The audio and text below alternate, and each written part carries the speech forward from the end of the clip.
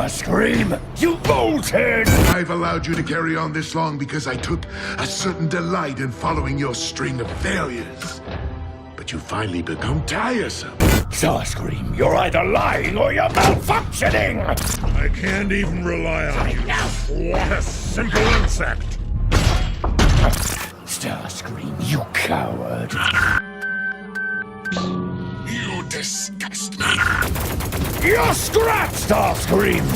You have failed again, Starscream! You're an idiot, Starscream. Coward, simpleton, bolted! Welcome back to Transformers Cyberverse. Today we're continuing where we left off with episode 2 of season 2, Bad Moon Rising. As you saw at the beginning of the video, we start off with Starscream remembering all the times he's failed Megatron, as they descend into the Decepticons' secret underground base on the moon. Similar to their last plan, the Decepticons hope to destroy Earth in order to find the Allspark, but this time by smashing the moon itself into the Earth using giant thrusters located on the dark side of the moon. Wait, wasn't there an episode of G1 like this? Maybe I'm thinking of the Rebirth Part 3, where Galvatron had the Decepticons build giant engines on Cybertron in order to send it towards Earth and destroy the sun using the plasma energy chamber. Well, whatever episode it might be, back to Cyberverse where it looks like that injury that Megatron sustained from Optimus in the previous episode is starting to act up. The duplicitous Starscream, seeing his opportunity for revenge and to finally steal command once and for all, unleashes his ultimate and takes down Megatron. Now you meet the Allspark.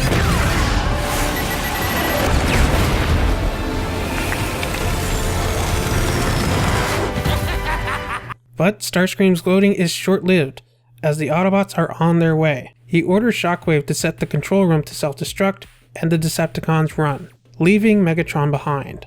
When the Autobots arrive... Whoa. Yes, these Decepticon control rooms, always blowing up in our faces. You mean this has happened before? Man, it really does feel like we've missed a lot.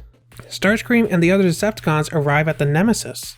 Again, I don't think the Nemesis was ever mentioned in Season 1. I think maybe we assumed that might have been the ship that Starscream was on when he arrived on Earth, but it was never confirmed until now. But yes, Starscream goes to the bridge, where Soundwave is playing some fat beats, as the other Decepticons work to get the ship ready for launch. But Starscream has to spoil the party. I am pleased to inform you that Megatron is gone. As you can tell by the expression on his face, Soundwave is not very happy about the news. Meanwhile, the Autobots are working on stopping the engines from crashing the moon into the Earth. Oh, we can stop it, no problem. One question. How important is it to keep the Earth's moon intact? Yeah, they'll probably want it in one piece. Got it. Okay, let's throw these engines in reverse. Wait, now I want to know what Wheeljack's other idea would have been if they didn't care about keeping the moon in one piece. Also, really, that's all they had to do was press a few buttons and the engines go in reverse? Geez, why not just a giant switch? I'm surprised they even have a reverse. Back on the Nemesis, that's not the only bad news for Starscream. Megatron? It can't be! Yes, it seems that having survived Starscream's tantrum, and the room that he was in self-destructing, Megatron still functions. And he gives Starscream the beating of his life. Literally.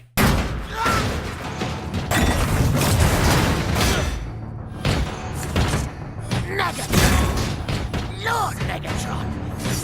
I'm so happy you're still alive! Megatron, please! I have suffered!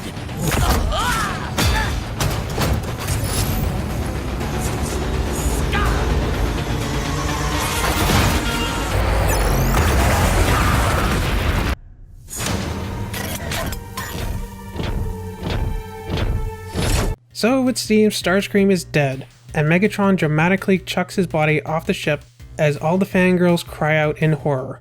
I felt a great disturbance in the Force, as if millions of voices suddenly cried out in terror and were suddenly silenced. I fear something terrible has happened. And we end this episode with Optimus addressing the people of Earth as Bumblebee is distracted for a moment by a mysterious kitty cat, who, let's face it, we know it's Cheetor. We've seen him in the trailer. So yeah, this was a really cool episode. I love how we got more of that classic Starscream and Megatron relationship. The treacherous Starscream always trying to take control of the Decepticons, seeing his moment to strike. He actually did more than the G1 Starscream ever did. This Starscream actually openly attacked Megatron. I don't recall G1 Starscream ever doing that. Usually it was something like, "Megatron has stabbed us too. I, Starscream, am your new leader." The most he ever did was give him a little kick and gentle toss out of the shuttle in Transformers the movie. Which even then, he didn't bother to finish him off.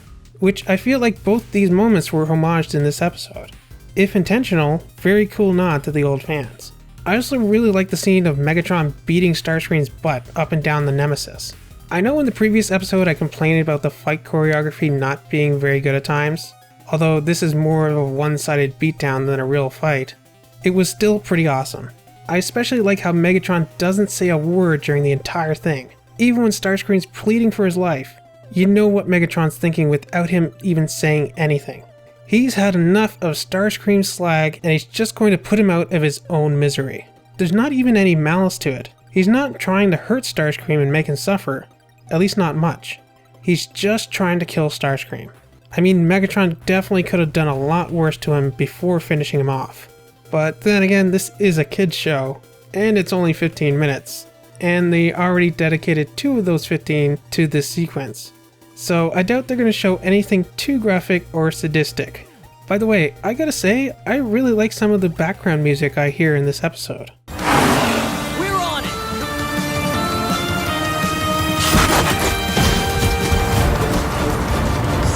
Maybe it's been a while since I watched season 1, but just watching this episode, the music was noticeably good.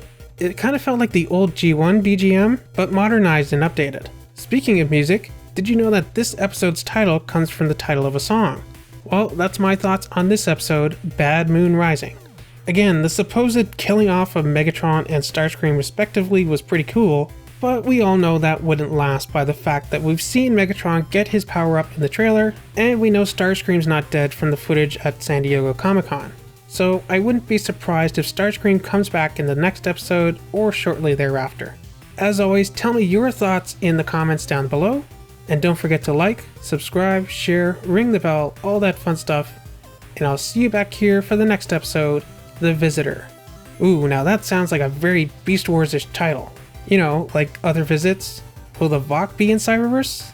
No, probably not. It's probably just Cheetor, but hey, that's pretty awesome too. You are either lying or you're stupid!